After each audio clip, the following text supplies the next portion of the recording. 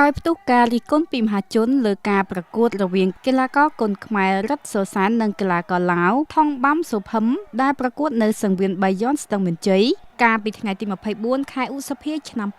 2025ដែលផ្ទុះការរិះគន់ថាចៅក្រមផ្ដល់បន្ទុកមិនសុក្រឹតយុត្តិធម៌ហើយផ្ដល់បន្ទុកឲ្យកីឡាករគុនខ្មែររ៉ាត់សូសានជាអ្នកឈ្នះជំវិញករណីនេះអាយដាមម៉ាល់កាដូទីប្រឹក្សាក្រសួងអប់រំយុវជននិងកីឡានិងជាអនុប្រធានសហព័ន្ធកីឡាប្រដាល់គុនខ្មែរបញ្ជាក់ក្នុងសន្និសីទសារព័ត៌មានកាលពីល្ងាចថ្ងៃទី26ខែឧសភាឆ្នាំ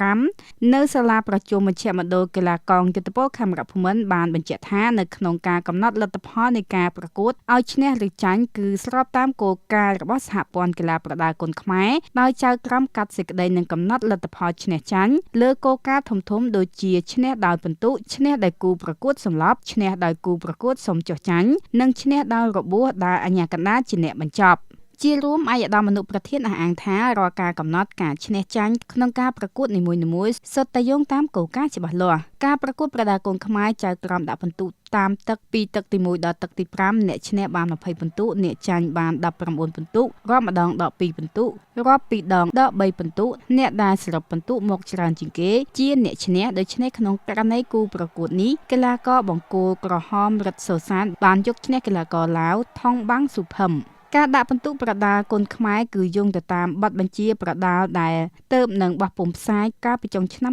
2024ដោយអនុវត្តតាមលក្ខណៈតួលេខនិងគណនេយ្យភាពត្រឹមត្រូវមិនមែនដាក់ពិន្ទុដោយភាពសន្មតទេដោយការសន្មតគឺគ្មានភាពច្បាស់លាស់នោះឡើយគួរបញ្ជាក់បន្ថែមជុំវិញលើបញ្ហានេះលោកទុយប៊ុនហ៊ឿនអនុប្រធានសហព័ន្ធកីឡាប្រដាល់គុនខ្មែរបានគូបញ្ជាក់ថាតាមការពិតគឺសហព័ន្ធតែងតែចង់បានការដាក់ពិន្ទុក្នុងភាពសុក្រឹតបំផុតហើយសហព័ន្ធក៏មិនដែលប្រងើយកន្តើយចំពោះបញ្ហាដែលកើតមានឡើងនោះឡើយដោយសហព័ន្ធកីឡាប្រដាល់គុនខ្មែរតែងតែខិតខំប្រឹងប្រែងធ្វើកិច្ចការងារដឹកនាំប្រកួតបានយ៉ាងល្អប្រសើរជុំវិញការផ្ទុះការរិះគន់លើការប្រកួតនេះដែរសហព័ន្ធក៏មិនបានទុកចោលរឿងនេះដោយមិនបានយកចិត្តទុកដាក់នោះដែរដោយថ្នាក់ដឹកនាំនិងសហព័ន្ធបានកោះប្រជុំជាបន្ទាន់ក្នុងការត្រួតពិនិត្យវិតម្លៃនិងដោះស្រាយតាមគោលការណ៍សហព័ន្ធជាបន្តបន្ទាប់ផងដែរ